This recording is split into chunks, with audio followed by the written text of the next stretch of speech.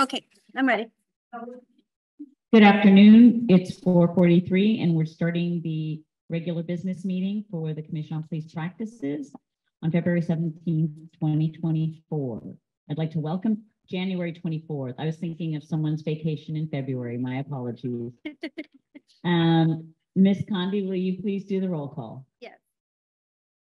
Okay. All right. Okay, Octavia Aguilar. Here. Layla Aziz. It's not here. Juan Benitez. Here. Alec Byer. Here. First Vice Chair Dennis Brown is excused. Cheryl Canton. Second Vice Chair Doug Case. Christina Griffin-Jones. Not here. Dwayne Harvey. Thank you. Brandon Hilbert. Here. Darlan Molnat. Here. Thank you. Clovis Honore is excused. James Justice. Here. Dennis Larkin. It's not here. Lupe Diaz. Thank you. Mark Maddox. Thank you. Ivania Rubio. Jaylene Sanchez. Chair Gloria Tran. Here. Thank you. And Dahlia Sherlyn Villalera Cruz is not here. Thank you. Thank you, Ms. Condi. I'm going to give an update on what the cabinet has been doing really quickly, just so everyone's on board. As I emailed all of you, Commissioner Nicole Murray Ramirez tendered his resignation to the city clerk, who forwarded it to the city council president's office as required by the ordinance. That means we officially have 20 commissioners, which does not change our quorum mandate of 11. Regarding the CPP vacancies, Commissioner Murray Ramirez represented the low to moderate income seat, and the city council has already opened that up for candidates, and the deadline for applicants is February 2nd, so they will handle it with the previous 4 openings. January 13th was the deadline for candidates who passed the original screening for those 4 seats to confirm their interest. Their appointment would be on a February city council meeting docket, but we do not have a date yet. At that meeting, it was asked, we had discussed, or it was asked at the last meeting about commissioners who only served 1 year through June. So we addressed that with the city council's office, and the president's office said they may renominate the 1-year commissioners who are interested, as they realize it takes time to train and bring new commissioners up to speed, especially as we're in a foundation building time period. Once a date is announced, cabinet members will try to attend that meeting and make a public comment about the importance of maintaining stability and consistency, and the reappointment of commissioners who are interested. So stay tuned for more information. We cannot automatically extend their term. That was discussed, and it was denied basically by the city attorney's office and the city clerk. We cannot do that. So the future goal is to have a pool of candidates who can be reappointed or appointed as soon as there are CPP openings. That's coming up. The CPP is tentatively holding a team building and planning retreat for Saturday, January 27th. If you have not let Ms. Condi know if you can attend, please do so after this meeting or during a break. It's really crucial. We have to have a quorum because it will be a publicly noticed meeting. What we'll do is plan meetings and forums for the first half of 2024, including some of the topics we had discussed at previous meetings, such as fourth waiver and pretext stops. We'll also get to know each other better because we never really have time to just say hi and get to know each other a little bit better. And the National Conflict Resolution Center will moderate and help us develop a community agreement for meeting quorums.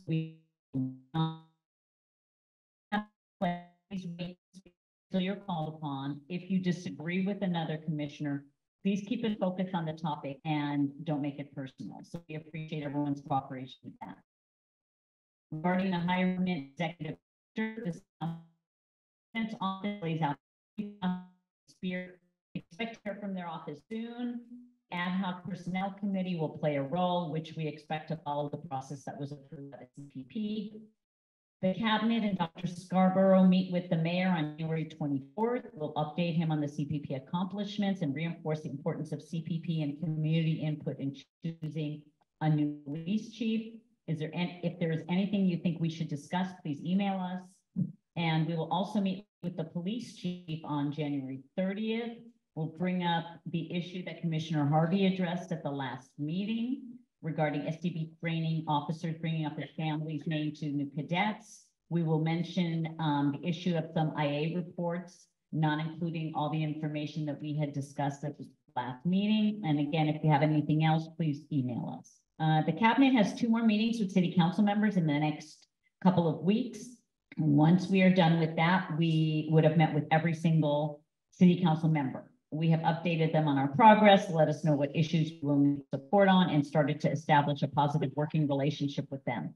I truly believe this is one reason the city council moved so quickly to calendar the appointment of Dr. Scarborough as our interim executive director. Internal Affairs Captain Anthony Dupree informed us he's leaving and taking over the background and recruiting department effective January 20th. The new IA captain is Jeff Peterson. He is currently the captain of Central Division. Prior to that, he was a sergeant in Internal Affairs and a lieutenant in the department's Professional Standards Unit. According to Captain Dupree, Captain Peterson comes with a lot of knowledge and, quote, "If I was a Prius, Jeff would be a Cadillac of captains," unquote. So we hope that we will work together, I'm sure. We want to thank Captain Dupree for his work with the Commission on Police Practices. While we didn't always agree on issues, he was always approachable and respectful. As for Captain Peterson, he and I worked together when he was a sergeant in Northeastern Division. He wrote articles for a community newspaper I edited. He was very community oriented, and the CPP looks forward to forging a positive working relationship with him. The cabinet will invite him to a future CPP meeting so he can introduce himself to us and the public. As I mentioned at the last meeting, the cabinet, Ms. Golub and Dr. Scarborough meet with IA bi-weekly. I had a work commitment and I couldn't attend last week's meeting, so Second Vice Chair Case will give that report.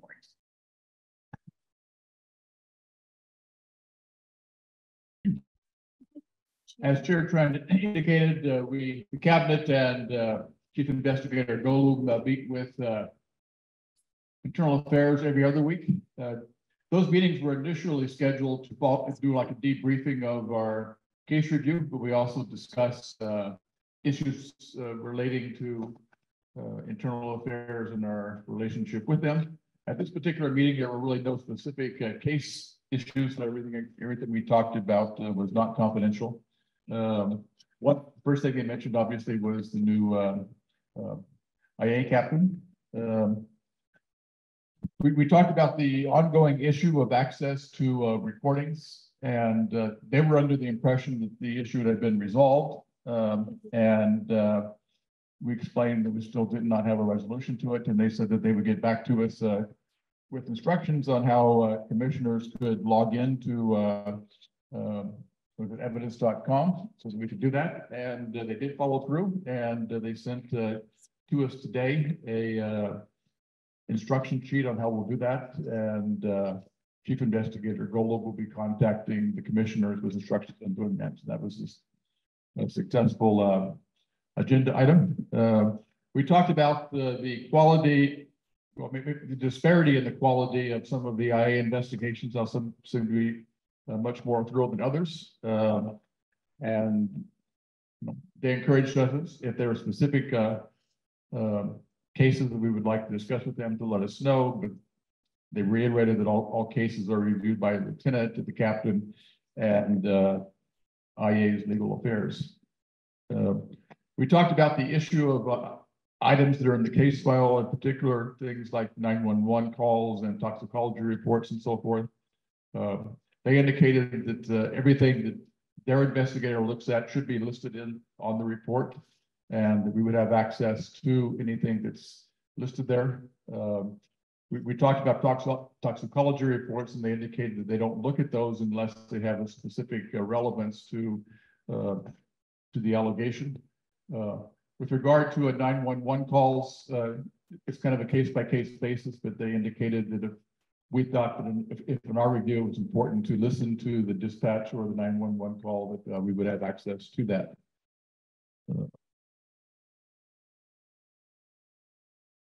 And Chief Investigator Golub had some questions for them about access to officer-involved shooting scenes, and that's because she's working on the investigation operating procedures. And so they explained how they work when there's a call out at the initial scene with certain people from the department, including IA, but also the sheriff's department who conducts the initial investigation and so forth.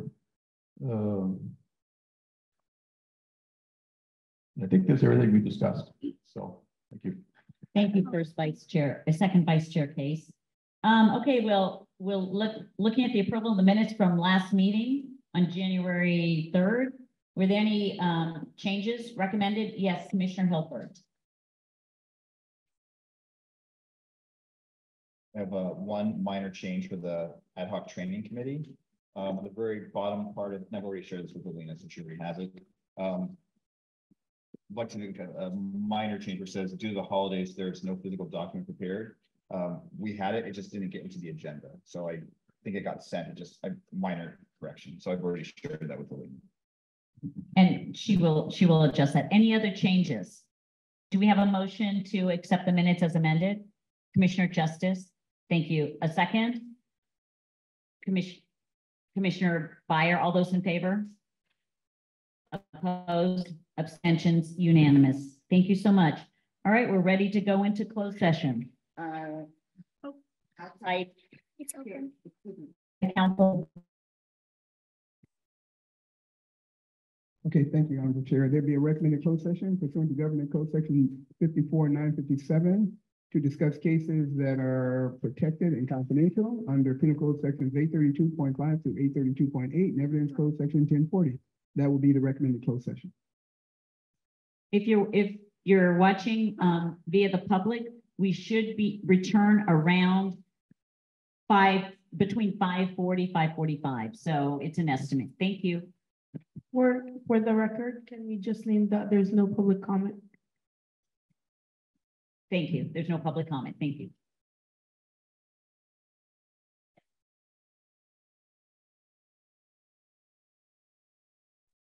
Okay. All right, we're back out of closed session. I turn to outside counsel, Mr. Bennett, to report out of closed session.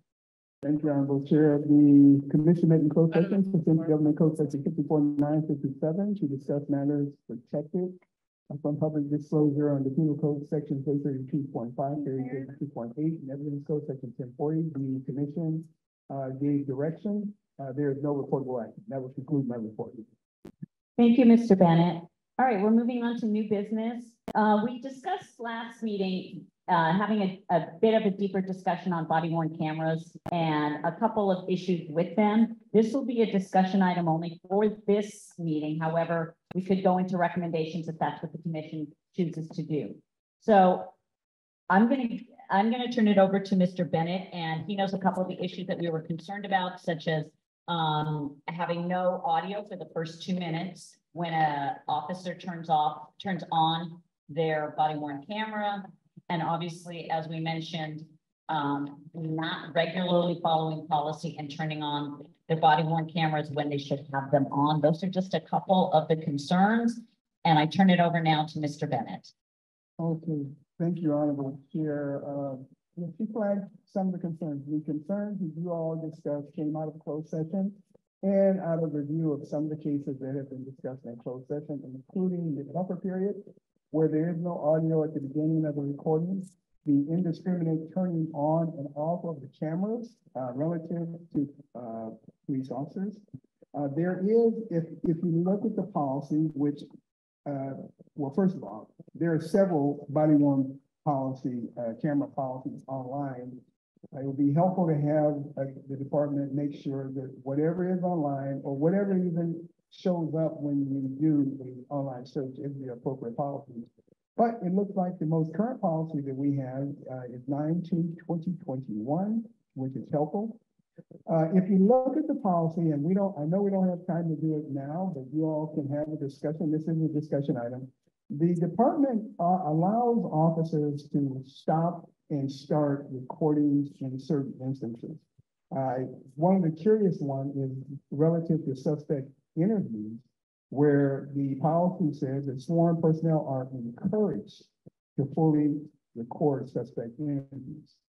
Whether or not there's enough direction in terms of whether or not they should activate and stop and start 911 camera is open to debate. And whether or not that should continue to be a policy or something you want to make a recommendation on is up to you. There is also somewhat discretionary language in terms of when officers may record contacts or may record incidents. If it is your desire to go through the policy and have more rigid standards, that's something that you all can recommend as a commission. The policy is long, and so in terms of what you all came out of the closed session and reported because of the body-worn camera, there's a lot to discuss. And there's a lot that you might want to do in terms of looking at this. And I know there was some recommendation in terms of whether or not it should go back to a policy committee. This is something that, you know, you would be encouraged to do a deep dive into if you want to change things here. Because there are some things that are changeable and some things you may want to recommend change too. So this is just an opportunity for you to discuss it and discuss how you think whether or not you think it's working, the body-worn policy, camera policy is working, and where you might want to see changes. Thank you, Mr. Bennett. Do we have any public comment, Ms. Obie? Do we have any speaker slips?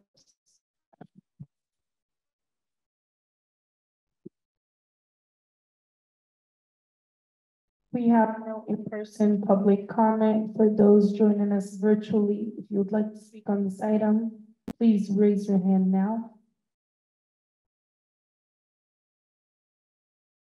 This concludes public comment for this section. Thank you. Thank you. Mr. Bennett has one more thing to say, and then we're going to hear from Chief Investigator Golu. Yeah, and Commissioners, one other thing that I called your attention to just in case you want to comment or you want to make a recommendation on under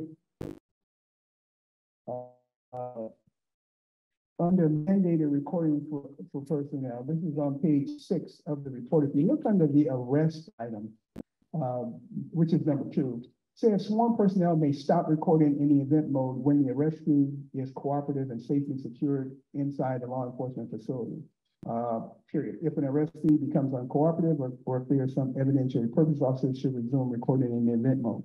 Query as to whether or not that gives officers discretion or enough guidance in terms of when the camera should be activated and whether or not they should be stopping recording when they deem an arrestee as cooperative and safely secured inside a law enforcement facility. That's very, very subjective language, and this is something else you might want to look at. Thank you. Ms. Golu. Thank you. I just wanted to make 2 comments. Just a point of clarification about the policy availability online. So it's important to differentiate between looking up at the policy at the police SDPD website and just online in general, because the police department can only control what they post on their website, and the policies that they have posted on their website are accurate. So if you would like to find the most up-to-date policy, the best way is to go on the SDPD website. Otherwise, the police department can't control what's available in the giant World Wide Web. Older version can pop up. So that's why the best way is to go on the website. So that's probably, just for you to consider. And then the second piece I wanted to add about the arrest and the requirement or the recording in there. Oh, can you hear me? Okay.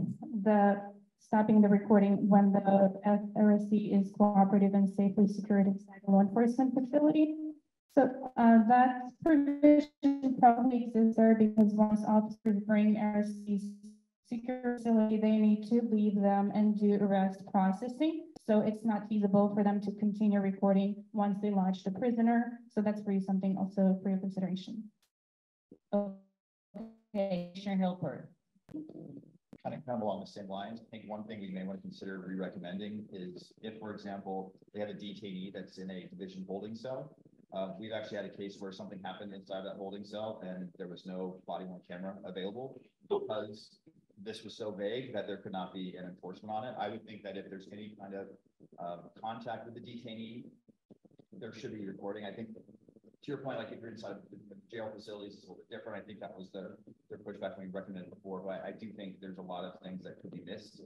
If there does happen to be something, you know, in a facility or what have you, where I think it should not be discretionary for officers to have their body cameras off.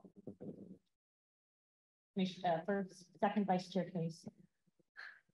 Well, it's something that we've been seeing, and you see this as you review cases, that an officer will have a body worn camera and they'll have 2, 3, 4, 5 body worn cameras because they turn them on and off.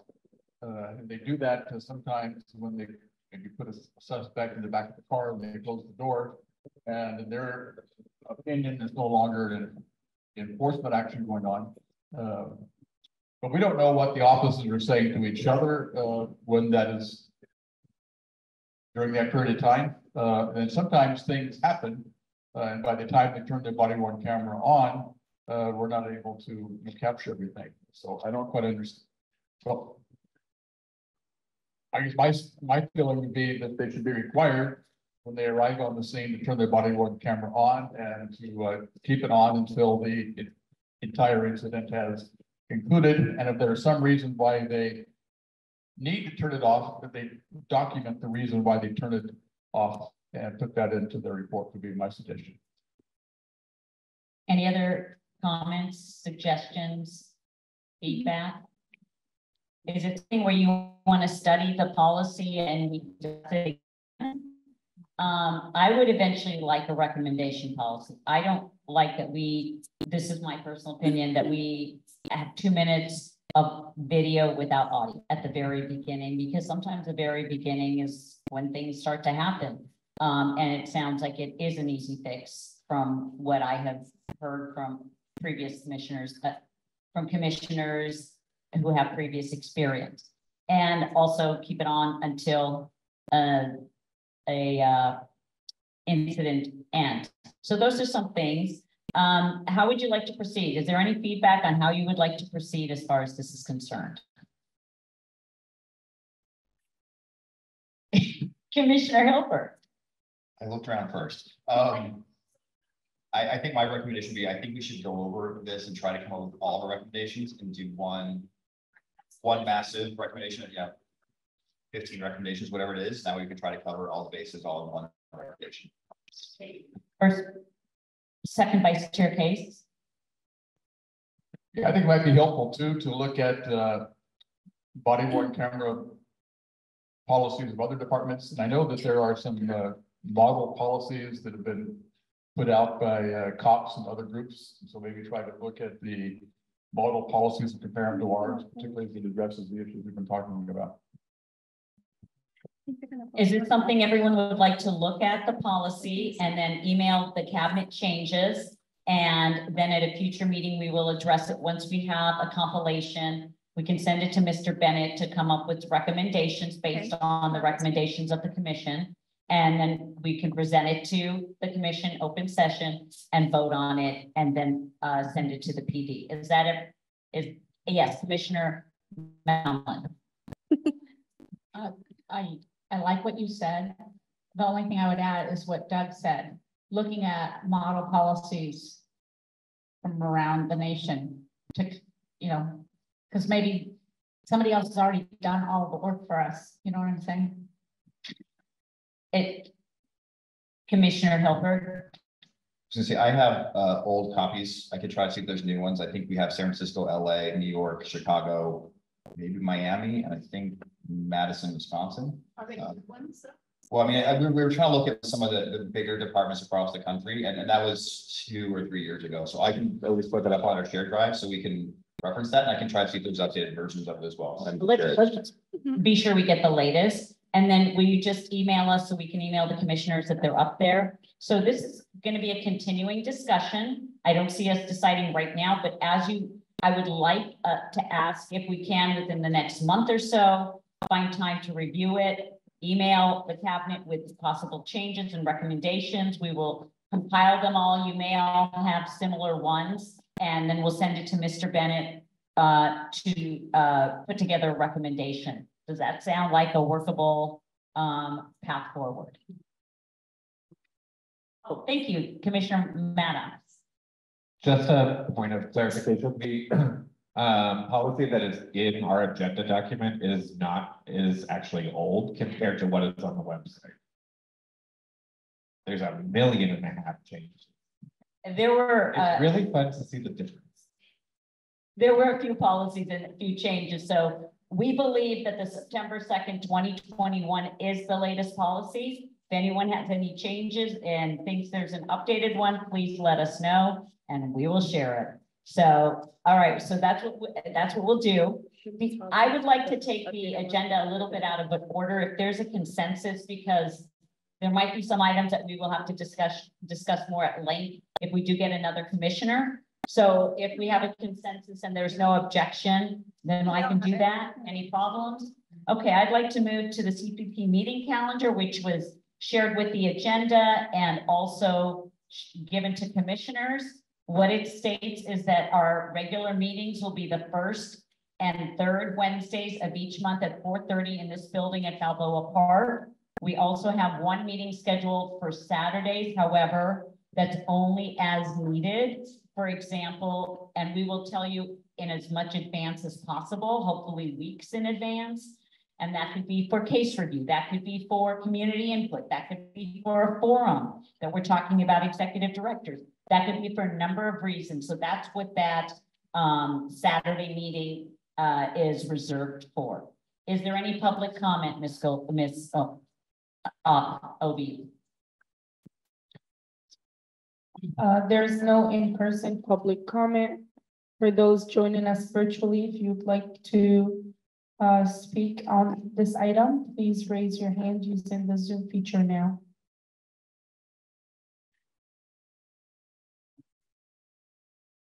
This concludes public comment for this item. Thank you. Thank you, Ms. Obi. Discussion now, Commissioner Bishop. Yeah, I just want to be clear, we are meeting on the 6th and the 7th. We had the 6th as an alternate because there was an event here and it's going to be in Mission Valley Library. So That's They're both on. this is a mistake. No, so is this for February? Is this on February? Yeah, so February, we couldn't get Mission Valley because the registrar of voters, it was on February for that. Oh, that's the Saturday backup meeting. Yeah. February 6th is the backup meeting if we need it. sorry, February 6th It's is a Tuesday. and February 7th is a Wednesday. These are so then So yeah, here, I'm gonna turn this on because it's so sorry, there's feedback on this. Okay, so for February, Tuesday was the only day that Mission Valley could offer us that month because the registrar of voters took on most of the month. We can look into another place if you'd like, but Saturday just for that month is not available. That is fine. So the 6th is A Tuesday, that's all they could the do. 6th is in place of the Saturday Correct, alternate. that's So correct. the 6th is an alternate to the This- 7th yes. instead of it being Saturday. Correct. So we are not meeting on Tuesday, the 6th. Right. We're meeting Wednesday, the 7th. here. Yeah, so in case we can't meet on Wednesday, we have the Tuesday available. Sorry, I don't know what's going on here. anything with an asterisk is an This is asterisk is an alternate meeting. So that has an asterisk. Thank you for sharing that. Commissioner Malman. okay. But that's is this working? Yeah. Sounds like you're not gonna do February 6th anyway, but that's a daytime meeting on a weekday, which if you do these kind of alternatives in the future, I think doing a daytime meeting on a weekday is not gonna work for commissioner. But wait, Good unless I was point. incorrect. Let's cancel that. That meeting is not gonna happen. So please Hold cancel on. that meeting.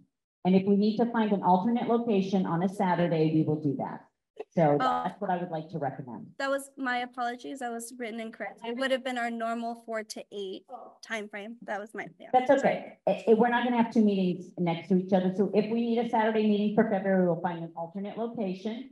So can I have a motion to vote on the calendar as presented with the amendment on canceling the February 6th alternate meeting? Thank you. Commissioner Benitez makes that motion. Is there a second? Commissioner Diaz, thank you. Any more discussion? All those in favor? Opposed? Abstentions, passes unanimously. Thank you. I think we're gonna have to take a break at this time. You need to go. Okay. Commissioner Maddox does need to leave. He has a plane touch for personal reasons. So we're gonna wait a little bit. Do we know if Commissioner Aziz is on her way? Yeah, she, her ETA was 5:57, so it's just in about 5 minutes. Thank you. Let's take a break. So if you needed to grab a bite to eat, go to the restroom, we'll pick up when Commissioner Aziz gets here. Thank you. We have Commissioner Canson and Commissioner Aziz joining us. Thank you so much for, are we back on recording? Yeah. All right, we're back to quorum. We lost our quorum for about 5 minutes, so we took a break. We're back to quorum. So we're gonna pick up with, new business, item 8B, the role of commissioners in the complaint process. And I turn it over to outside counsel, Mr. Bennett. Okay. Thank you, Commissioner, and thank you all for being here. This item is on your agenda based upon something that came up at a recent meeting regarding the role of commissioners in the complaint process. So commissioners, here's the issue before you, and here's the issue that you have to grapple with. In all of your past and present lives, you all at some point in time may have been involved in complaints. So you may have been involved in interacting with people or members of the public, helping them file complaints, filing complaints, et cetera, et cetera. There was some discussion about this at the last meeting. It came up in connection with some items relative to commissioners. The question that is before you now is what, if any, role you all as commissioners will play or agree to play relative to complaints, relative to helping citizens file complaints, whether it's relative to being involved in the complaint process. What is your role? What is the appropriate role? And is there a barrier or a boundary to that role? Now, I just want to say a couple of things for you all. From the standpoint of your role as commissioners, and we discussed this when you first were convened, you have to be independent. So you have a role to be an independent, you're almost in a quasi-adjudicatory role, because you review complaints against the department, you make recommendations, you make findings, you review policies and procedures. All right. In that role, you have to be neutral, you have to be objective, you have to be fair, and you have to be independent. The ordinance in particular at section 26.1103 E, G, and H. This is included in the packet, so if you want to follow along with what Mr. Bennett is saying, right, it's included in your meeting packet. Right. These are just some excerpts I took out just to make sure that everybody understands the independence that you are charged with. The ordinance goes out of the way to make sure that nobody associated with the police department sits on the commission. I mean, there's a bunch of language there.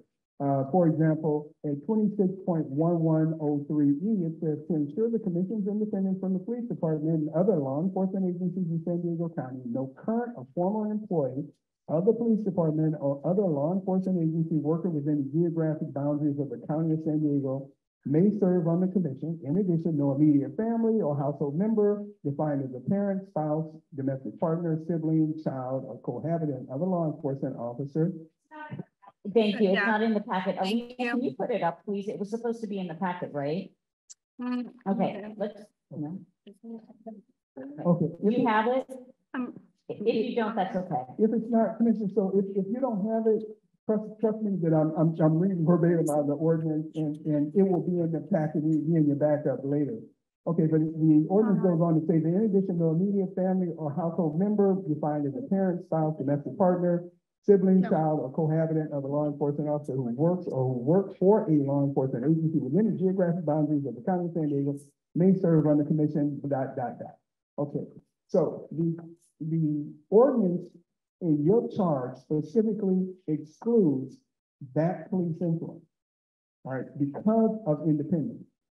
It does not say anything, however, about commissioners and your role relative to helping people file complaints or assisting people in filing complaints. But I would submit to you that by corollary, the same should be true in order for you to be independent. So here's the question for you. The commission, the city council, when they appointed you, knew who everybody was. They knew what your involvement was in the community and they appointed you as commissioner. So inherent in the city selection process, apparently, is this idea and this understanding that some members who are on the commission are also involved in the complaint process. That's inherent. That's the only thing I draw from the city process. Because even those of you who were active out there in the community still were placed on the commission because of your expertise, because of your reason, because of your work, and because the city council deemed it necessary to see you on the commission. But this is where commissioners, it's creating a bit of a conundrum. The police department, the POA, and officers look at you all. And if they see you all as advocating in terms of complaints being filed against them and then adjudicating those same complaints or being a part of that process, it creates a problem of independence. So I don't have an answer for you. I have some recommendations for you if you want to continue in that road. I can't tell you all, don't go out and help a person file a complaint. Several of you have already said, no, this is what we do. And this is what we've done. Okay, so you have a freedom of speech, you have a First Amendment right, and there's nothing in the ordinance that says you can't do it, but the ordinance does say you must be independent, you must be objective, you must adhere to the ethics of the city, which means that you can't burn both ends of your stick. So if you know, for example, I just use myself as an example. I'm a civil rights attorney. I handle cases all over the place. Right? I've been involved in lawsuits against police departments. When I got appointed to this job, I had to give that up relative to the city of San Diego. I will not say anything and I will not act contrary to the interests of the city of San Diego because that's my ethical responsibility. I can't go out and help somebody file a complaint against the city of San Diego in this position. All right. You all have a responsibility to be independent. And the question for you is, how is that independence going to be carried out? How is it going to be recognized within the police department? And if you want the department to see your recommendations as being fair, objective, and neutral, how do you facilitate that if commissioners are still involved in the complaint process? And maybe there is a way to be involved in the complaint process that doesn't directly involve you independently. Perhaps it's a referral, or perhaps it's an educational event. The ordinance, the thing that the ordinance says that the commission shall advocate for is openness, transparency, accountability, and educating the public. That's your role, in essence. Okay, so I have some recommendations, assuming that everybody continues in whichever role you're in. Okay, let's just assume you do. I have recommendations for you because I want to help and because the commission is required to be independent. Okay, so I have recommendations for you, but you need to have a discussion in terms of what your role should be.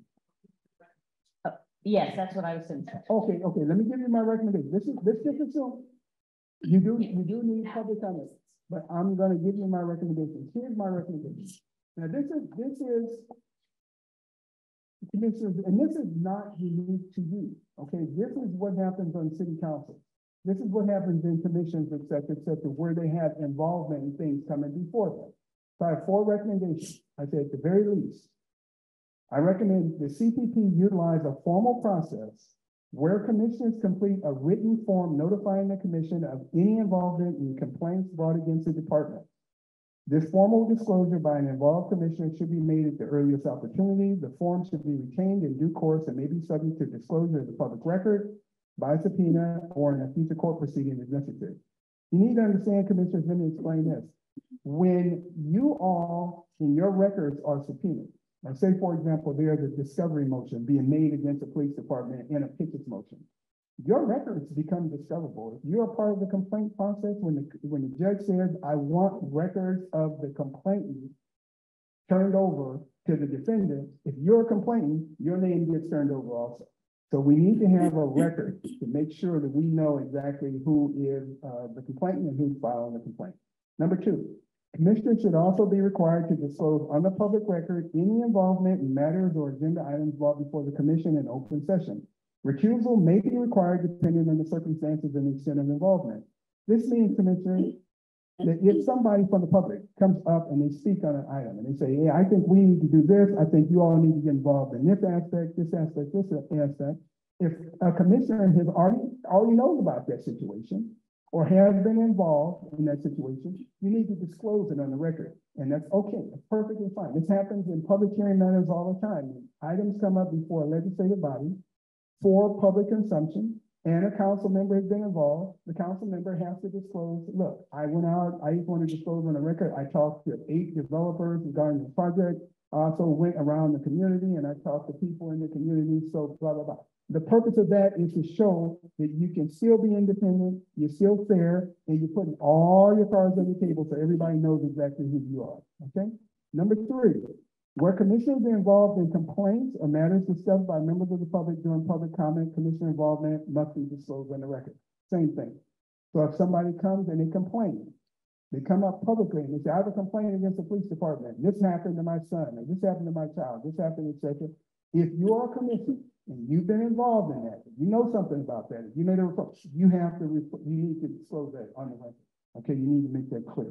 And number 4, recusals and non-participation in closed session matters must be announced prior to the closed session. So if you know an item is coming off the closed session, you know the complaint, you know the cases that are going to be, you know you had involvement, before we go into closed session, that needs to be announced. You don't need to give the specifics of the case, but you do need to let the public know that you're not going to be participating in that closed session. Why? Because the officers, once these items come on, any item that comes on the closed session or for closed session relative to your case review, the officers get notice of it. So they know, the officers know that their cases are being discussed in closed session, even though the public may not know. Okay, so if you have involvement, you need to recuse yourself. That's a part of due process. That's a part of independence. Now, these are my recommendations, assuming you stay status quo. Okay, you as a commission have a right to develop your own code of ethics. Okay, under the ordinance, you can develop your own code of ethics. You can draw your own boundaries if you choose to do so.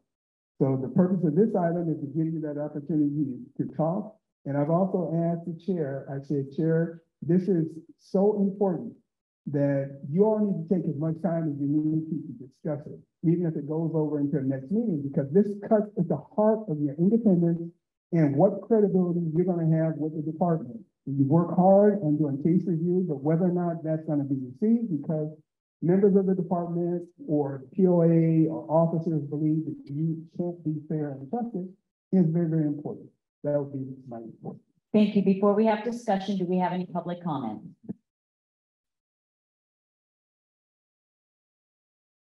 We have no in-person public comment. Sorry. We have no in-person public comment on this item. For anyone joining us virtually, please raise your hand using the Zoom feature now if you would like to speak on this item.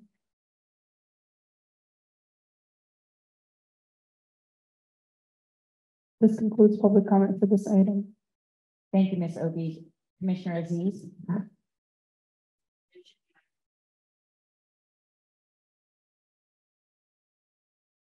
Thank you so much for that, because we want to be able to still help the community, but we also want this commission to be taken seriously in the work everyone is doing. So I think I personally liked what you outlined. I think we want more of a robust training on those recommendations. If those that are doing the policies and procedures, if we vote to do it and we bring those into our policy, I think that because you said something about you have to state that before we go into closed session and things of that nature to make sure we're always following that. I think that in order to do both, and I think we can, with transparency and accountability and oversight, what you outlined is the way that we can do it. So thank you. I know we want to discuss, but I would move to even accept those recommendations if possible. And if there is no. It's just a discussion tonight. We can move to put it on another agenda in the future. And I would also like to recommend that we come up with a form that makes it easier for commissioners to fill it out, and it's always universal. And that's just something, would we be able to do that, Dr. Scarborough? Okay, I saw Commissioner Benitez first, and then Ms. Golden. Yeah, I'm thinking about our, individual connections and obligations to the members of our communities and how we have to balance our ability to understand the system and help individuals with this body and the work that it can do, and making sure that people's voices are still heard in this body, the people who have direct contact and have had experiences and have helped others with these processes, as we are all trying to, grapple with the cases that come before us.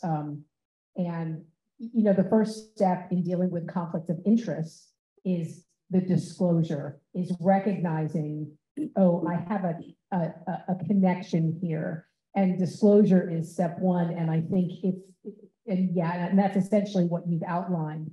But the counterbalance to, because this is a bureaucratic process, right? And you can feel that at times we all feel a bit like hamstrung by what we have to do to get things done, as opposed to being able to go help my neighbor, right? Fill out a form, or whatever. And so the counterbalance, I think it falls in community education and the role that individual members of the commission can play through our outreach over time in directly educating people in our communities about the processes, about the rules, about how they can take advantage of their voice, their own voice. And so I feel like that's a place where, as a commission member, you can have more of a direct impact that falls directly within the scope of what we're supposed to be doing.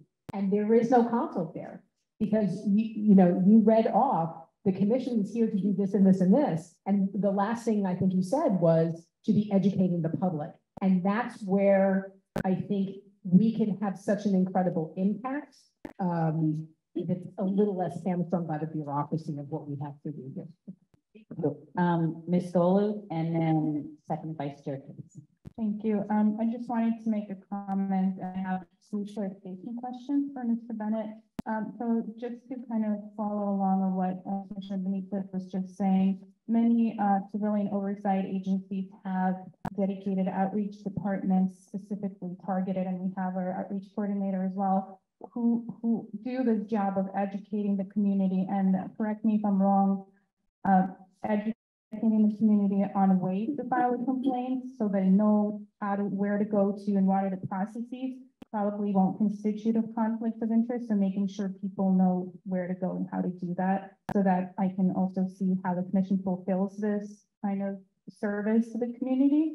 And then I just wanted to clarify on the recusal. So I apologize if this is a repetition of what Mr. Bennett said, but I just had trouble hearing it. So I would just not encourage. I think it's important for commissioners who are doing case reviews also to come forward as soon as possible, because it's not always easy and we won't know if somebody knows a complainant. So please, I just want to use this as an opportunity to remind to do that as part of the process. But just to clarify with Mr. Bennett, if the commissioner knows the complainant or is involved in the case, you mentioned that they need to recuse themselves prior to closed session. So will that mean that they will not participate in the entire closed session? Okay, that's a great question. They would be recused from that case where they have involvement. So they're not excluded from the whole closed session, but they have to disclose it upfront. And you make a very, very good point. If a commissioner knows anything about a case, a complaint, you have any involvement in it. Now, you may have heard about a complaint, but if you have any involvement in it, if you participate in any way, you need to be recused. You need to step away from the whole process. And the thing, commissioners, the thing I can tell you is, and those of you who work in government know this, that our job as government officials is to even avoid the appearance of impropriety. So if there's a remote chance that I'm going to be seen as somebody who is involved, who has a conflict of interest or has some level of impropriety or some involvement, stay away from it. just stay away from it, and you need to do that at the earliest convenience. I can't tell you exactly when that's gonna be, because only you know what you know about some of the cases coming before the commission. Second Vice Chair Case, please. Well, actually, I think I agree with everything that's been said, especially Mr. Bennett, in terms of the recommendations he had. I would like to suggest that we set aside some time with the retreat to discuss this in more depth and come up with some specifics, and maybe give some examples of things, and we can discuss amongst ourselves. There are ways to make referrals without having to recuse yourself. So if you see a situation that you think needs, where a complaint needs to be filed, you can tell somebody how to make a complaint without getting yourself involved in that case. And so rather than talk about specifics tonight, I'd like to suggest that we talk about developing the procedure so that we're all clear as to what constitutes conflict of interest and when people are required to recuse themselves. And I think the retreat would be a good opportunity to do that. I was just told that the retreat already has some too much to do, but we can find a different time. I saw Commissioner Harvey and Commissioner Byer, then Commissioner Benitez. Commissioner Harvey.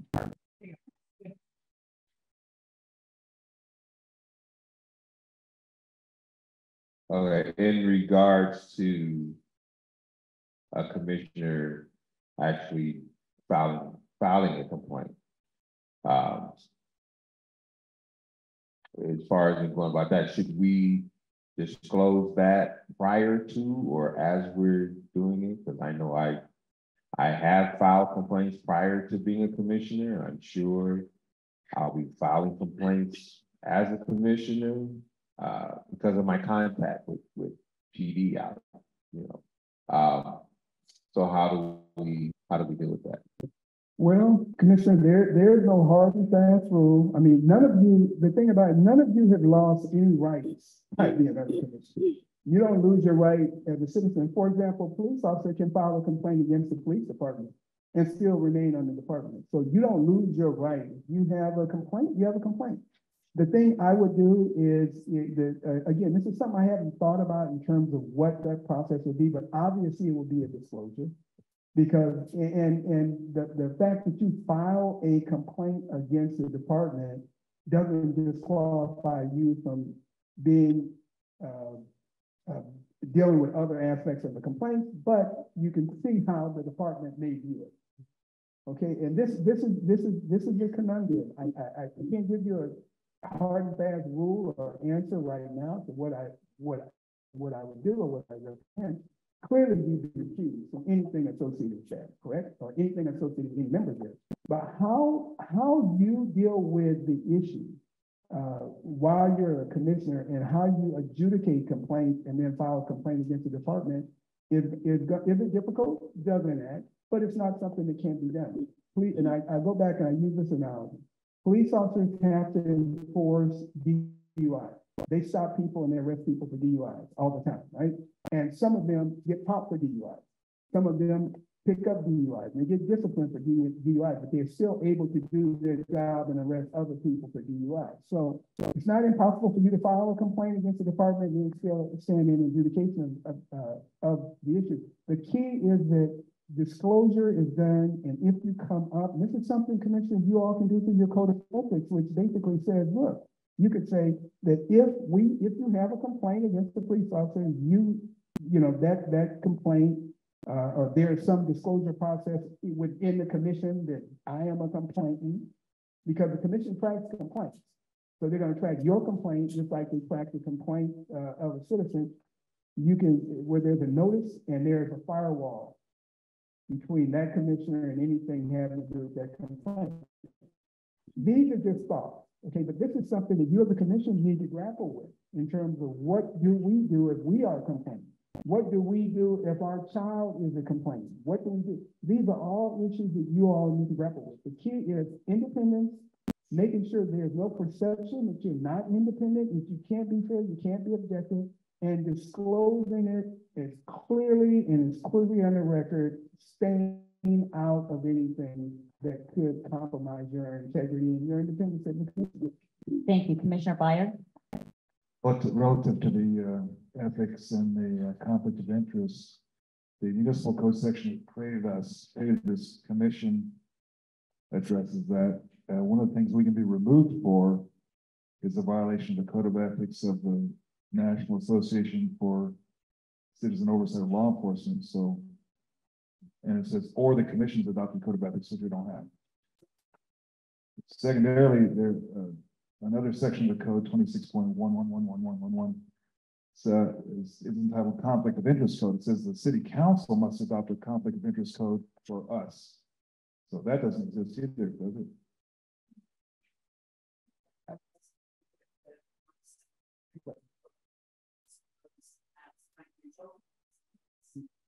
Yeah, it references that, but it doesn't say that's exclusively the purpose of the conflict of interest code.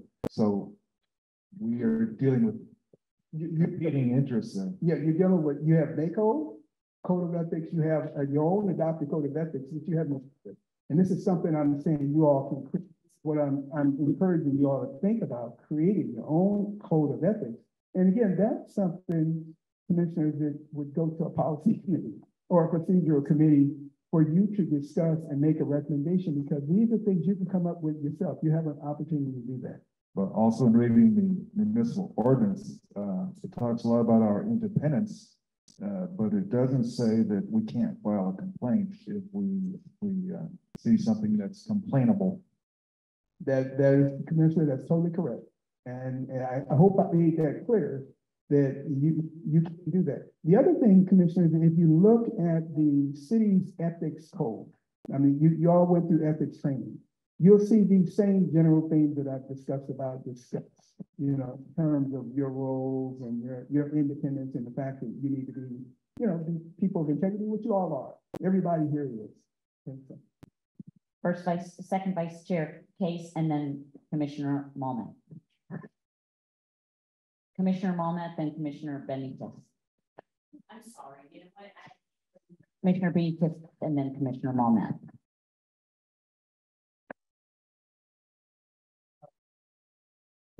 Yeah, just a quick question. In the same way that we're going to be looking at body worn camera standards at law enforcement, you know, is it NACO? NACO has a listserv, and I would think that that's a good place for us to be able to ask questions of other civilian oversight bodies to see how they grapple with this, because I'm sure we all do, or if they have recommendations about how to deal with these. You know, I hate reinventing the wheel when there's you know, good standards out there that we could use as a baseline to either adopt or work from. And Dr. Scarborough is making a note of that to look at the NACO code of conduct that we can share. And can you share it with us before the meeting? We can share it out. Not just NACO, but member agency codes. Okay, Commissioner Malmuth. I just had one question about the agenda for the retreat and how critical the things are on that agenda and how critical this is. I'm not sure, you know, something might, anyway, just food for thought. I don't know what's more important to deal with first. That's my question. Thank you. We actually have to get a quorum for the retreat first, and then we could deal with the agenda. But yes, you make a great point.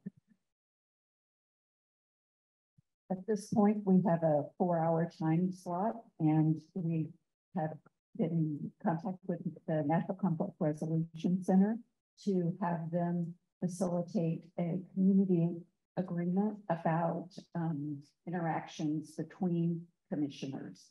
And that's about a 2-hour time frame. We also talked with the cabinet about using the time to do goal setting for the coming year. What are the priorities you want to work on? So it would be listing all of these important items that it feels like we need to do that. No, that is more important than this. So it's prioritizing and looking at the calendar, making a plan for that. That's about an hour. That leaves an hour left, 30 minutes for getting together, doing some, getting to know you a little bit more, 30 minutes for lunch. So that's what the goal setting and the prioritizing is meant to take all of these really important issues and try to make a plan for. in what order of priority do you want to approach them and with what methods? And then the other piece, you have a choice. That's what we started with, is thinking about the agreements about how the commission wanted to work together and have contacted, have facilitated, but all that can change based on y'all's interest. So we've had such okay, Commissioner Hilfer. I'm just gonna add, when I filed a complaint about 4 or 5 years ago, what I did is I told the executive director and the chair at the time before I filed the complaint, saying, hey, heads up, he's coming. And then, as we talked about, I basically obviously said I would recuse myself from anything obviously came up. So we can talk about how, when I create a policy, but I mean, that to me seems pretty fair, and basically what the executive director and the cabinet know, and then kind of goes from there. Just for me, I work with police officers. One of the first things I do when I look at the case reviews that Olga shared, excuse me, Chief Inspector Investigator Golu shares out is I look at the police officers. If I know any of the names that I work with, I don't even look at the case, and I will report it to the cabinet. And then when we come in, I'll report it to you all and say, look, I work with this person because that's part of my job. So that's one of the first things I personally look at. Do I know any of them? Okay, I'm good. So I would like to recommend that we continue this conversation. We're not planning on voting on it tonight, that the next steps to take are putting down the code of ethics as a priority during the retreat, and we can decide it then. In the meantime, may I ask staff to send out NACOL and members' codes of conduct to the commissioners, to all commissioners, and, and we can share them out on our website. That's fine. This is what we're looking at. And then we can graph what we think works for us, what we think doesn't work for us. Is there some consensus to that path moving forward? Yes? Yes? Okay. Commissioner Benitez. Wow, I got an okay from him. Okay, thank you. I'm sorry. Thank you. I think that was an excellent discussion and one that we need to continue and come to a place where we're always transparent. And I really want to thank outside counsel, Mr. Bennett, for leading that discussion and for showing us different paths to take where we can still be transparent and unbiased. Thank you.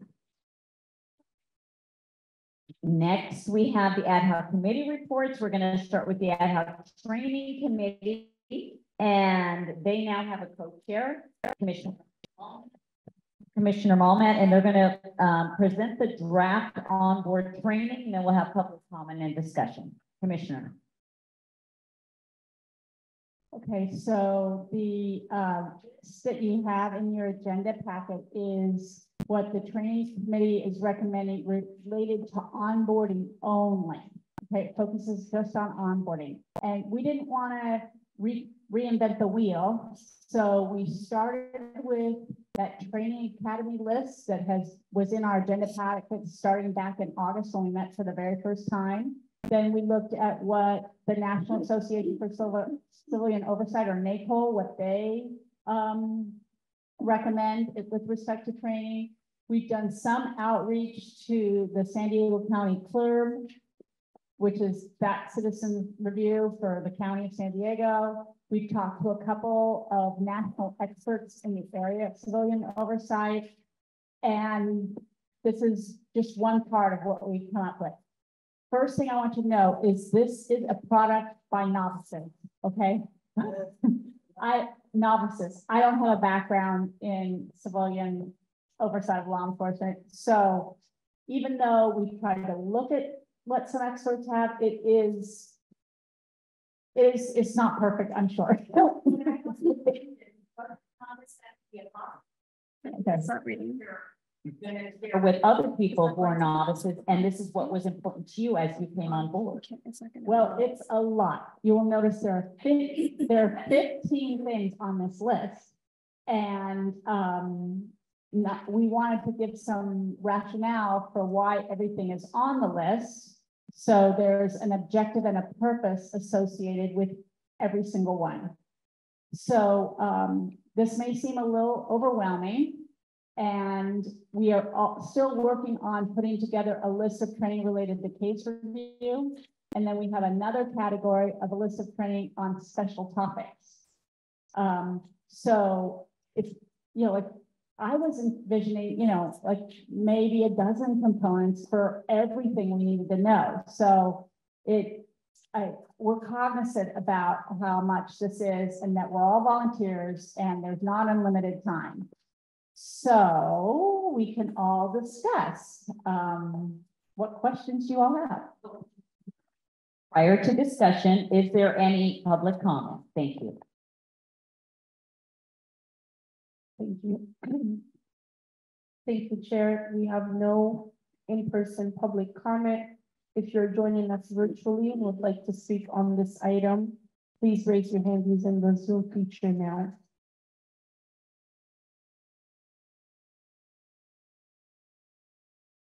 This concludes public comment for this item. Thank you. Thank you. Can I say one thing? Okay. First of all, the OCPP requirement, instead of OCPP, I would say CPP, because the office is staff, exactly. Whereas we're an independent body. May I make that recommendation for all of it? And this is an excellent piece of work. Is there a way to prioritize prioritize what's needed that the committee feels is the most important? That's all I'm saying. Sorry, Commissioner Adams.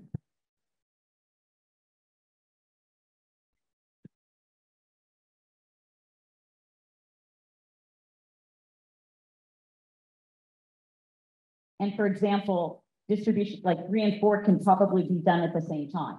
You know what I'm saying? Where it's laptops and then here's how you measure your hours, which I'm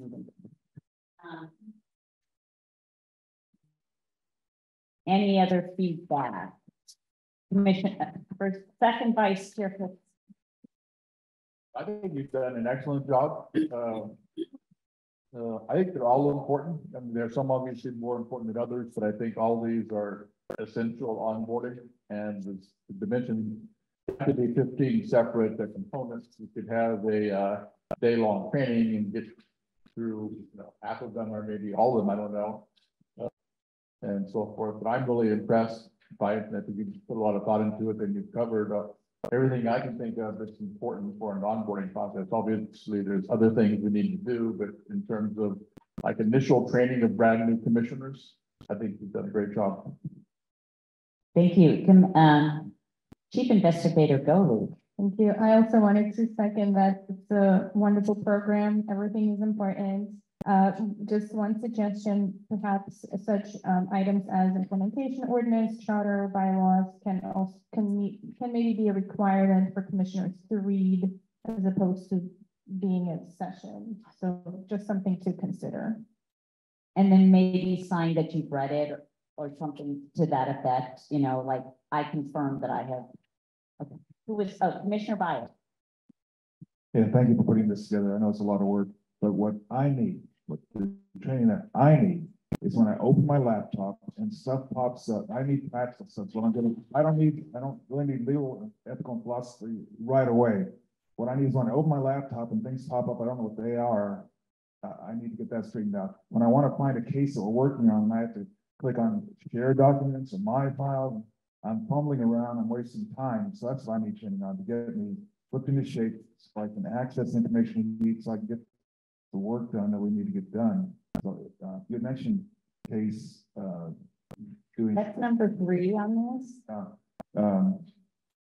I would advocate that we make that number 1. I'm sorry, did someone else raise their hand? Commissioner Molnar. So the one thing I didn't mention is the number order is kind of what we were thinking is the logical order that things happen. And a lot of these we've already done. So it's not like this is the things that we have to do. Some of it, you're right, we haven't done and we do need to do, but we wanted to create a document that we can use moving forward as new commissioners come on as well.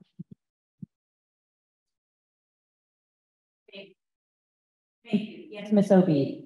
I just wanted to add, that also the committee was thinking that a lot of these can actually be done out of session, because if we're getting 1 or 2 new commissioners at a time, that doesn't meet quorum, so folks can be onboarded with staff at the office.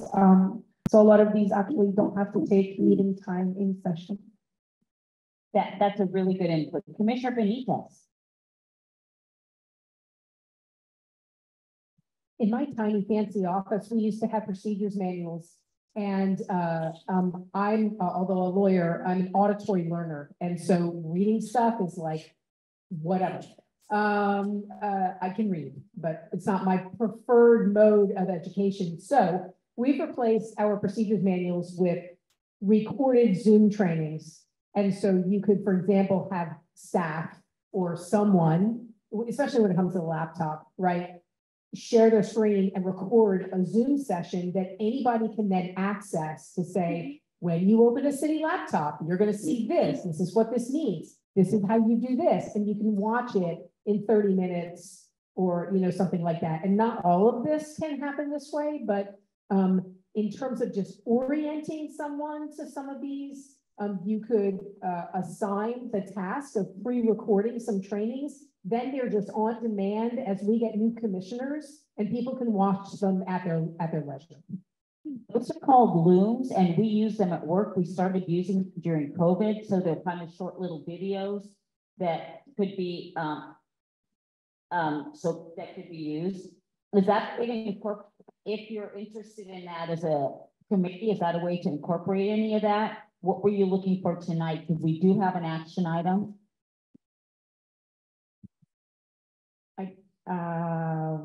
That's a good question. I was thinking that sounds like maybe you're willing to approve this list as, and I guess this onboarding list doesn't have to be, carved in stone, right? I mean, as things come up, we can change it. And then this is me. I don't know what everyone else in the committee thinks, but then I thought training, we turn it over to staff and we say, make it happen, right? Isn't that how this It could be an outline and it could be a living document, and that could be part of the motion. Commissioner Aguilar.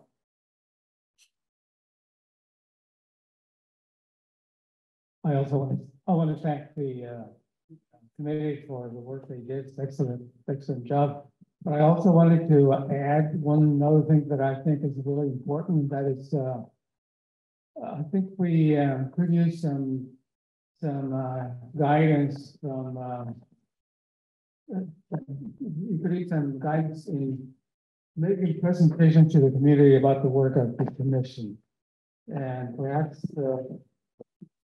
staff or the committee can develop some kind of a standard presentation that we can use to report to our communities the work that we are doing, and within the boundaries, of course, that we can't disclose confidential information and so forth.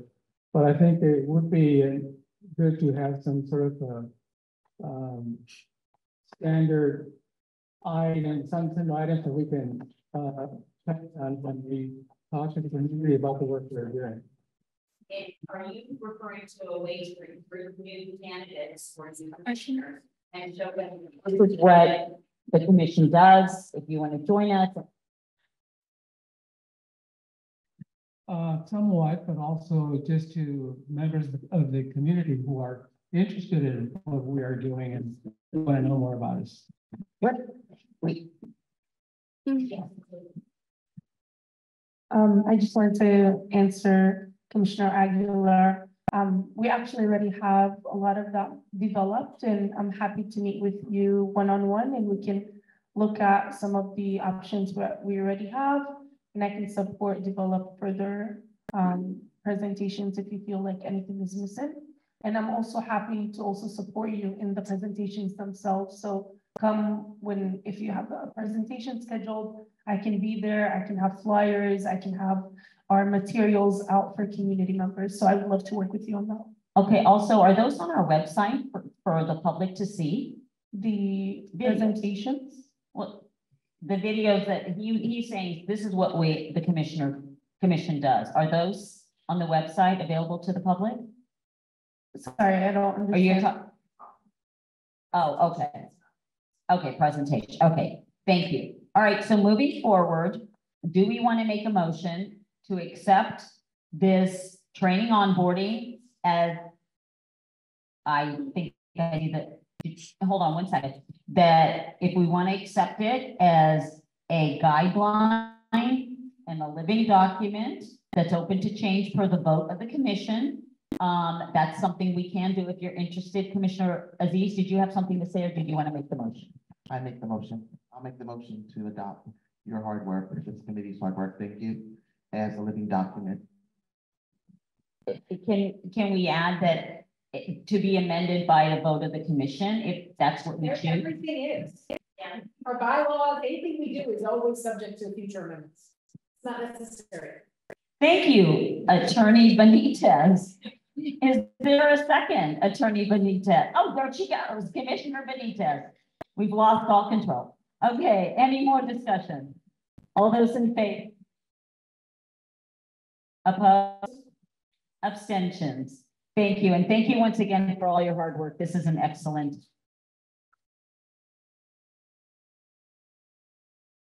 Moving forward, we have the Ad Hoc Operating Procedures Committee Co-Chair case to talk about the draft disciplinary review operating procedures. Okay, and I hope you all have taken the time to read these. I'm not going to read through them in their entirety, but I do want to give an overview. We started out by using a document that our legal counsel put together for us, and we kind of arranged it into a logical outline. And stuff that is in here is stuff that's directly from the ordinance, and so it's really something we really have discretion on. But I do want to point out some things that we do have some discretion on. First of all, you'll note that it divides our discipline review authority into three different categories. First one is Oh, someone has their. first one is mandatory review of disciplinary actions, and so we're required under the charter to review all of the disciplinary actions that the department makes. Second, we have the discretion to make recommendations regarding discipline before it's been imposed. And this is a new authority that the new commission has. It's discretionary. We're not required to, but we have the ability to make a recommendation.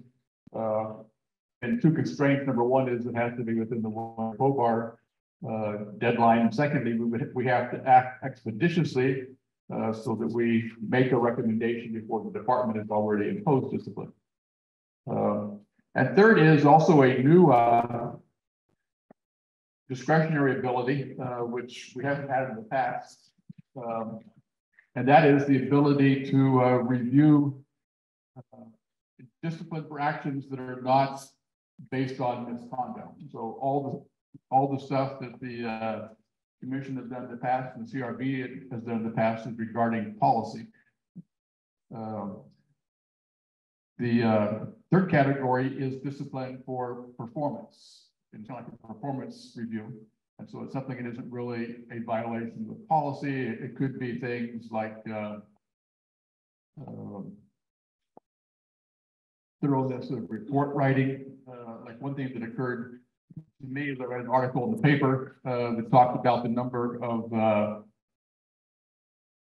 lawsuits that the city had regarding accidents. And the commission could decide they wanted to look at how many automobile accidents officers had, because they were driving carelessly. That's not a policy violation, that's a performance violation. We could look at those. Other examples, there could be a case that includes something that's performance related as opposed to policy related, or we could hear about something in the community or in the media that is a performance related issue. In terms of the things that are not required by the by the ordinance or the charter, we decided we should have a discipline review panel. And we specifically kept it general because, so we have the ability to be flexible. Because this is a document that has to be approved by city council and go through meeting and confer, and we don't want to have something that we make a change, we have to go back through the process. And so we said that the discipline review panel would be composed of commission members and or staff that would make recommendations to the full commission. And then we can decide later how we're going to implement that. Secondly, something else that was not included in the ordinance, but we thought was important, is the timeliness in which the department provides us the information. The department does have what the ordinance does specify. They have to give us status reports on complaints, but it doesn't say that they have to notify us when a case has been completed, has a sustained finding.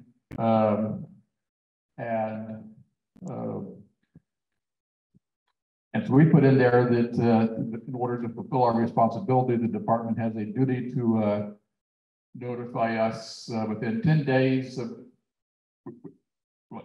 I guess on the first one, they're required to notify us within 10 days after they have imposed discipline, because we have to review it. And so we put in there a 10-day notice requirement. We can't mandate that on the department, but if we put forward this procedure and it is adopted by the city council, the police department is involved in the meeting that follows that. And so if it is approved by the city council, then it de facto becomes a policy that the department has to follow. And the second notice is that if they have a sustained finding, we need to know whether there's been a sustained finding so we can make a decision of whether or not we want to exercise our discretion to make a recommendation. And we also put in there that if we choose to make a recommendation, we notify the department of that and also require them to give us all of the file within 10 days so that we can have all the information that we need in order to review that on a timely basis. So those are the first three sections. The fourth section is simply a statement on confidentiality, which also is taken from the ordinance. Section 5 is taken both from the ordinance and also from the department's discipline manual, and it lists all the criteria that you would use in reviewing or making recommendations regarding discipline. And then finally, we added as an attachment the current SDPD discipline matrix, and we put it as an attachment because PD policies change, and you see there's a preamble there that indicates that it's important to look at the most recent matrix to make sure that when you're reviewing discipline or making recommendations, you're following the recent matrix. And so those are the recommendations that we have, and I'm happy to answer any questions. I have a question as a commissioner. The discipline review panel, I have some concerns that are the time it will take away from commissioners either reviewing cases, or we don't have as many commissioners that have extra time other than coming to meetings to establish a disciplinary review panel. Is there an alternative? And do we want to consider one, or what would you how would you respond to that? Our thinking was we needed to have somebody to make a recommendation to the commission. And that's why we intentionally kept it general. And we could decide later whether we wanted to have a separate committee that did that. We could have a panel that changes according to the case. So for example, in the past, commissioners who were involved in reviewing a case were involved in making the discipline.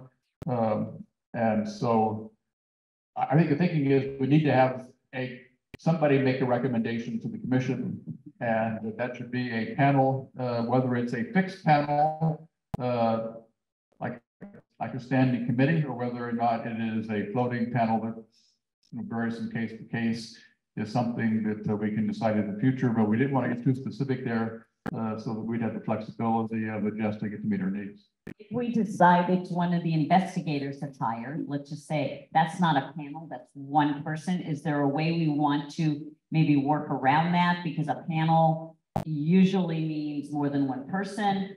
I'm throwing that out because if we do have an investigator, say, okay, they can investigate for discipline, then present it to the whole board. I'm just thinking of ways to make it workable, no matter how many commissioners we have and or staff. You know, it does say and/or, and you're correct, a panel does imply more than one, but speaking personally, I think it's important that we have at least one commissioner involved in making a recommendation to the full commission. And so it may be staff dominated, maybe commissioner dominated, but I think it is important to have at least one commissioner involved in making the recommendation. Okay, Ms. Golu? Just also from a practical standpoint, at this point, the commissioners are reviewing cases, so it probably would be more challenging for an entirely new, different group of commissioners to review a discipline memo standing alone if they didn't review the case. So, and like we did today, the first time, the group who reviewed the case then also reviewed the discipline memo. That's the process the commission could adopt at this point, but I also support, as I was part of drafting this procedure with the ad hoc operating procedure committee, we had a thorough discussion on that, and I also support the idea of having it phrased as a panel, which is ambiguous enough to give the commission room for work and the freedom to modify who is part of the panel as the commission evolves in its approach to case reviews without specifying who is in that panel in the procedure itself. Commissioner Hilbert? I think this is a really good first step. I think there's a lot that we can do here and we'll continue as a commission. On page 3, on section 2B, just from my experience and looking at things like our body camera policy, on the second line, we have the word may consider all information. Maybe we change that to shall. Partially, I'm thinking I don't want the police department to say, well, you don't need this information, so we're not going to give it to you. So I think if you say we're required to review that, it might help us a little bit, but I would of course defer to our legal counsel on that. But the other things, at the end of that sentence, we have one of the things is documents of prior discipline imposed. One of the things that I think we've seen historically is when we get our discipline memos, we don't always get the correct, accurate information. And I would hate for us to be relying on the department to say, we're giving you everything we have, and we find out that it's not the case. So I think we need to try to find a way to have a trust but verify process built in. I know obviously I'd have to go to meet and confer, because obviously having someone on our team look at personnel records is something I doubt the union wants us to do. However, I think we probably need someone, either our chair or our officer counsel or executive director, I think should be able to have access to that information. We all have to negotiate with the city and do that, but we've previously seen cases where we get this one memo that says this is the first time this has happened, and we find out later that's not true. If you want to be make that made shall for the May. Yes. Yeah, and Commissioner, just Is it 2A or 2B? Okay. Okay, and that's just, no, just to clarify, that's ordinance language. But I mean, you can, I believe the ordinance says you may. If you want to make it, the ordinance, the requirement more specific to you, you can do that. I mean, I guess you can, so I just took it from the ordinance, but if you want to say we shall, then that means you shall. The only thing I'd say, commissioners, is when you require or you mandate certain things on behalf of yourself, you got to do it.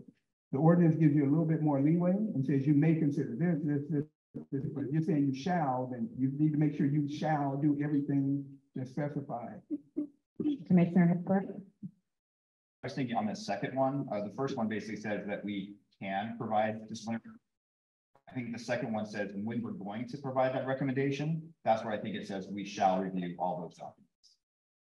Because if we decide to make that disciplinary recommendation, that second one says, here's all the types of information and evidence we can look at in making that recommendation. So I'm just thinking if we can strengthen that for us, because I would hate for, the department or the city attorney for the police department and say, well, you don't need these 3 pieces of information when we think we need that in order to make a correct disciplinary recommendation. That was my thought. Anyone else? Discussion? Commissioner Molman. I just have a question about, let's see, I think it's I right before 3. And it says that and maybe this is from the ordinance too, that the chief of police is not obligated to respond. Yeah, that just seems rude. What? No, actually, he has 30 days to respond to recommendations. He does not have to take the recommendations of the commission. I get they don't have to accept an order, but like not respond at all, that just seems rude.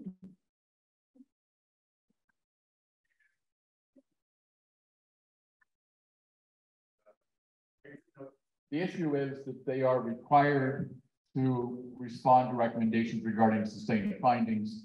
But if they don't want to sustain the findings, then they don't have to come up with a discipline for it. So I don't think that's necessarily correct from the ordinance, but as a practical matter, we can't require them to respond to a discipline issue unless there's a sustained finding. Okay, Commissioner Aziz. I keep asking you this question.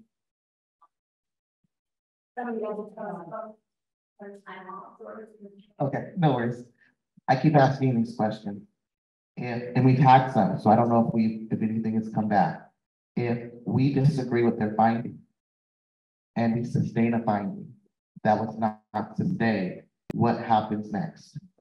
According to this procedure, we have the ability to go ahead and make a recommendation on discipline. The only point is that if they choose not to change their finding, they're not required to respond to our recommendation, but we still have the, we checked with our attorney on this. We can still make a recommendation on discipline if we recommend sustained finding. The department's not required to respond to our recommendation unless they also agree with unless they also sustain it.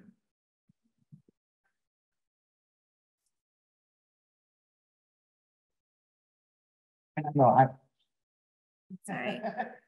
and I think that's why, because I started kind of, so when initially, the initial complaint, and they give it to us, it's not sustained. And we say it's sustained, because we have to get there to get to the discipline, correct? So it's not sustained by them, we say, or by IM. We say sustained, what happens next? So you're presuming, Commissioner, that we are doing our own investigations and we separately investigate something and they said it's not sustained. We do the investigation and we come up with a sustained finding. Okay, so we're down the line, we're assuming everything is approved, and we have investigatory powers. It's still a recommendation from the commission. So you can say, we sustain the finding, all right? Couple of things that we haven't gotten to yet. When you get to the point that you can investigate cases and you can make separate findings and you come up with sustained findings, number one, the police department, and we don't know what this process is gonna look like, police officers will have a right to administratively appeal that finding. It may go through the Civil Service Commission, it depends on what the PLA wants. At CLRB, it goes to Civil Service. So if CLRB makes an independent finding, the sustaining the finding against the police officer, notwithstanding whatever IA does, the police officer has the right to appeal that finding to the Civil Service Commission. We don't know what that appeal is gonna look like. So in this particular case, say you come up with a sustained finding. First thing is whatever the process is, we work out with they'll have an opportunity to appeal that finding. So even before the department, you know, and here's the other thing that having to work out, whether if you sustain a finding, how the department receives it, what is the department going to do with that if they've already said not sustained? We don't know yet because that's going to be meet and confer. And then whether or not the police officer has an immediate right to appeal your finding, even before it goes to the chief, you know, it has not been negotiated. We'll have to cross that bridge when we get there. That's going to be meet and confer. So it could be, there are a couple of things that could happen. The commission could independently investigate a police officer and come up with a sustained finding. Okay. Depending on the negotiations with the PLA, that sustained finding might be immediately appealed through whatever process is negotiated through meet and confer. That's one option. The other one, perhaps it is the recommendation goes to the chief, and only if the chief decides to agree with that does it go, you know, to appeal. I can't answer that at this point in time. So the bottom line is whatever recommendation you make, though, it's still always gonna be whatever finding you make is always gonna be a recommendation to the department. They do not have to accept it, even the department, even if it's, there could be an appeal and that could shut it down, or the department could take it and accept the recommendation and then it could be an appeal.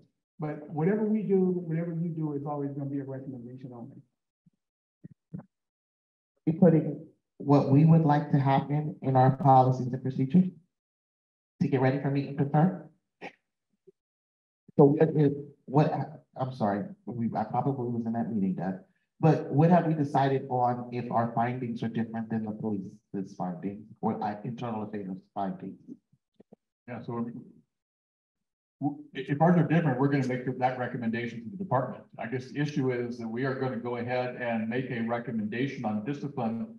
If we sustained it, it's up to the department whether or not they want to consider our recommendation on discipline. And that'll be dependent upon whether they sustained it or not. But what we decided was that, yes, we do have the ability to make a recommendation on discipline if we investigate and find it to be sustained. That's something we're required to do, but it's something we have the ability to do, and this policy indicates that we will exercise that ability. There are some things, commissioners, that have not been worked out. We don't have answers to all the questions. The key for you all to understand and keep in mind, you have an ability to recommend discipline. Okay, under the rubric of the policy, you'll have an opportunity to weigh in on discipline, make recommendations. There are recommendations to the chief of police. The chief of police can look at those recommendations and accept them or reject them. Once you independently have the ability to investigate cases, and you come up with findings that are different than the police department, there is going to be, at some point in time, there's going to be an appeal process for those police officers. Those police officers will have a right to appeal your finding. Okay, if they appeal your finding and it's overturned, then your finding means nothing, right?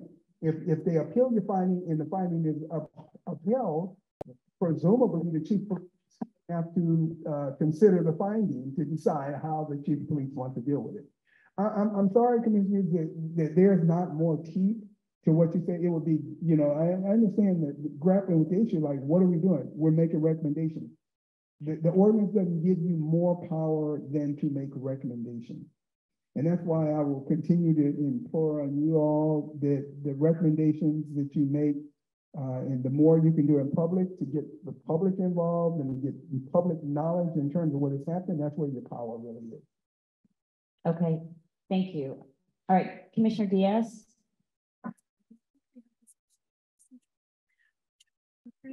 But it wasn't really like. Oh, here's $1 million question.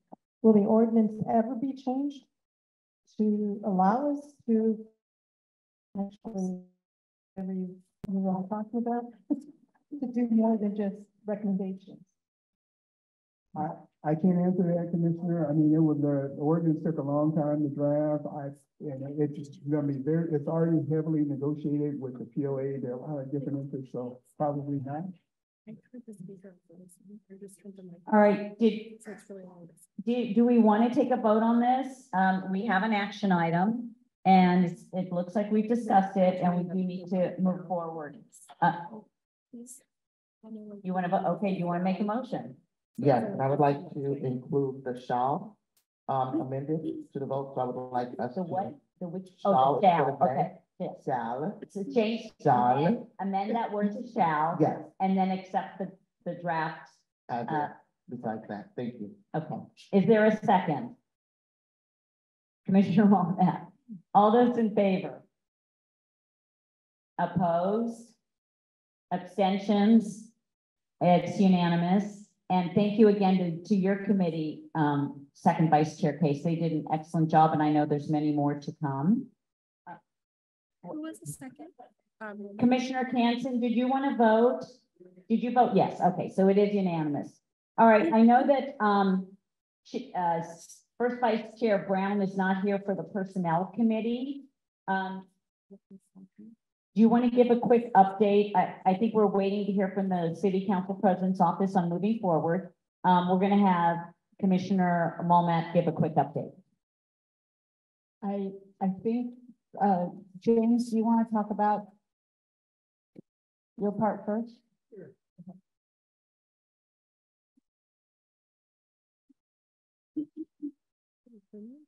Thank you, Commissioner Mulmat.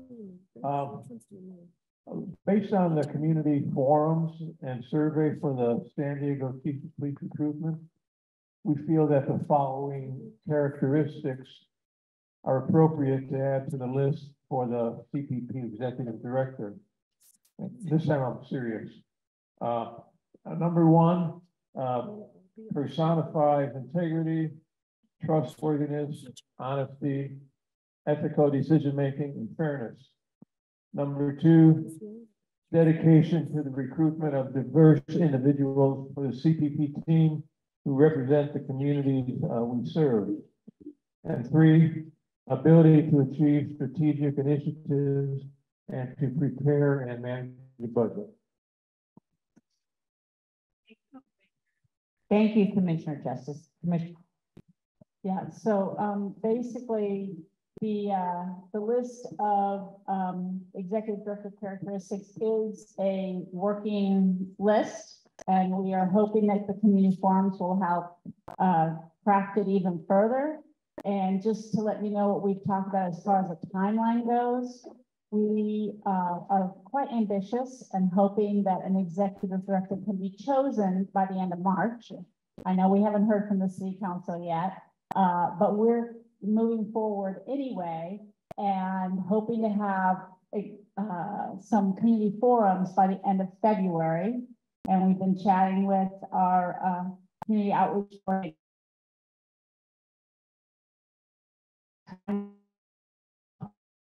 The timeline of executive director gets extended, we could maybe do more. What we have talked about is reaching out to the city council so they do some additional forums. So then in the ideal world, there'd be a right now vacant, so we're going to pull from there for sure. And ideally, if we don't reach the 9 forums, that we would have at least 4 and get some from the to do that. And the locations for these, we want to prioritize the communities impacted by the most by policing. So we kind of raised some ideas in the Borough Park Club to reach the downtown community, Sherman Heights Community Center. That's in Prairie Logan, I think. You guys know where it is. I'm sorry, I'm ignorant. And then Price Philanthropies would be in Mid-City, and then the Jacob Center in Southeast. So we're thinking of an extensive publicity process, and that's where commissioners can help out, because apparently to get folks to participate in these kinds of forums, really one-on-one outreach is important. Bringing people along, of course, is important. And then also leveraging a story in the Union Tribune could be helpful. Doing outreach community planning groups, so a robust publicity campaign. And also, so 2 acts of the commissioners. One is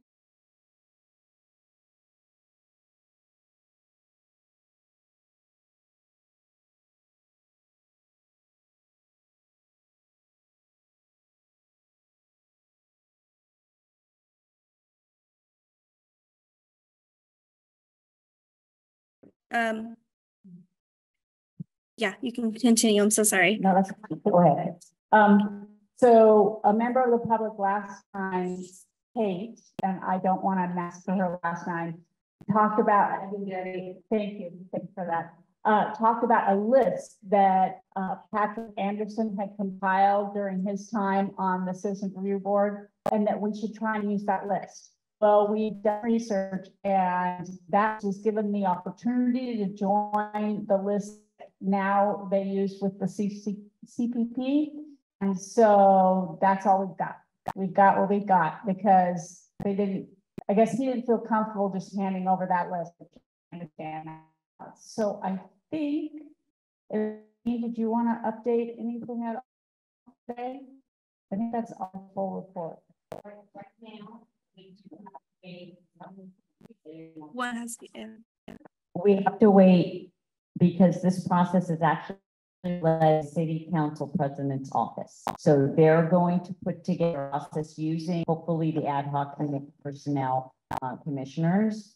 And hopefully it will be based on what you all have developed. It may be a little bit out of our control. They know that we want to move quickly. They know the process. They have all the documentation. I think it will be very helpful. And they have been very open to our feedback, but we really can't move forward until we get the official process from them. Doesn't mean that we can't start putting things in the works. So when they say go, we can go.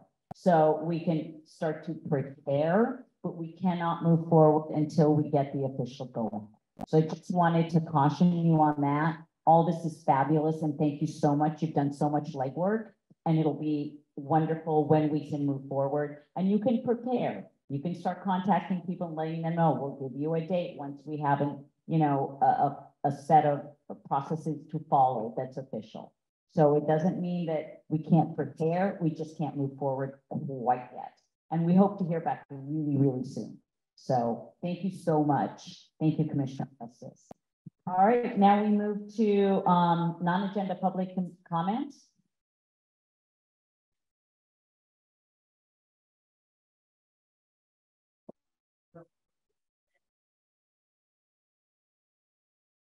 We are now on non-agenda public comment. There's no in-person public comment.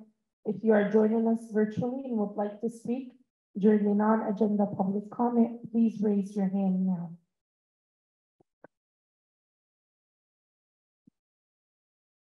Again, if you're joining us virtually and would like to speak during the non-agenda public comment, please raise your hand now. This concludes public comment for this section. Thank you. Thank you, Ms. Obi. Yes, Commissioner Aziz. I have two items I would like to speak about in public comment. Actually, we have commissioner comment and that's what we're doing right now. Oh, wonderful. Let me know. Thank you. I need to can't say that right now. But one of them is I've been receiving a lot of emails from different organizations and leaders about something going on downtown with the bike team. Is there any way the commission can look into that to see? I don't know if there's anything we can do, but there's some use of force. There's some Instagram or something, and then there's email. Oh, yes, we received that complaint as well. Are you talking about complaint? I didn't know that. the Gaslamp Porter? We did see that, and it was an official complaint, so it has been received. Yes, thank you. And then the next thing I want to talk about is there's something else that's going on in the community a lot that people are talking about, and it's different. This has started to happen in the last 2 to 3 years. And stop and frisk is tap downs, right? There's a court case or something that is allowing pat downs of vehicles. It's not a new case, but there's some directive from the police departments, and we're seeing them throughout different jurisdictions in the county, where they're running during a routine traffic stop. They will run the person's name to see if they've ever been convicted of a crime. And if they have, they will pat the vehicle down, which includes the glove compartment, the console underneath the seat, anywhere that could be except for the trunk for officer safety. This is not fourth waiver. No fourth waivers. So we're seeing this a lot, and a lot of the community members are very upset because they haven't been in trouble for 10, 15 years. And now it seems like they don't have a Fourth Amendment because it is a search, but they're calling it a vehicle pat down. And there's something that people, I can send you, I asked the defense attorney, and he did send me I believe it's a precedent, but is there anything we can do to look at that policy? Because it is very detrimental, and really it's flagging people who have not had any issues with law enforcement for a while, and they're still losing their rights based on how they're interpreting this case law. Do you have that case law that can you send it to Mr. Bennett? And Mr. Bennett, will you look at it and let us know? It's possibly something we can take up with the chief. I just would like some clarification because it's a little vague. You can send it to him and he can send it to the commissioners and or cabinet, depending on what's going on. He's looking at it as we speak. Well, no, I'll be happy to look at it for you, Commissioner. This is the type of thing that if it's going on in the community, you can have community input and you certainly can put it on the agenda to talk about it. I mean, this is, the Commissioner, if you have people who would like to address the commission on that very thing, they should come to the meeting and under a public item, you know, under public comment, address it, and it could be appropriately agendized so that the commission can figure out what's going on. Well, we don't know what the item is, you know, at this point, I'm not sure what the item would be, but if you have people, citizens who you know of, again, this is, again, your disclosure, you're disclosing that you've been in contact with people. People come to the meeting and they talk about it and frame the issue for the commission.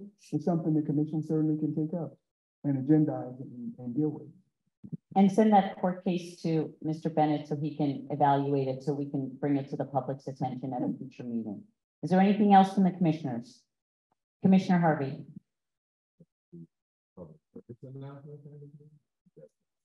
Not selling anything that you get profit from. I'm being serious. Yeah, I got you. Not selling anything, but it's just that in our community, on Friday, we have an expungement clinic. It was an SB 731 where individuals can get their felonies expunged under certain circumstances. Some, and it's most felonies other than anything that has to do with, you know, sex crimes or anything like that, but most felonies, an individual, if it's over a certain amount of time, I think 2 years or something like that, they, and you can look at the SB, it's SB 731. It's okay, yeah, it's Friday. It's at my church actually, 138 28th Street. And what's the time? 1 to 5. 1 to 5. Yeah. From the public defender's office. Okay, thank you very much. And Commissioner Jessup. I'm glad to see that Captain Peterson is moving over to internal affairs. He's been captain of the Central Division for a couple of years now. He holds a community forum the last Thursday of each month. He's been holding that for as long as he's been, you know, the captain down there. And it's a forum where community members can come to the division headquarters and, you know, share their concerns with the captain and some of his staff. And they're always well attended, and, you know, you're all invited to attend. So it's the fourth Thursday of each month at 6 p.m. at Central Division headquarters. That's 2501 on Imperial Avenue. So the next one will be January 25th. That'll be next Thursday.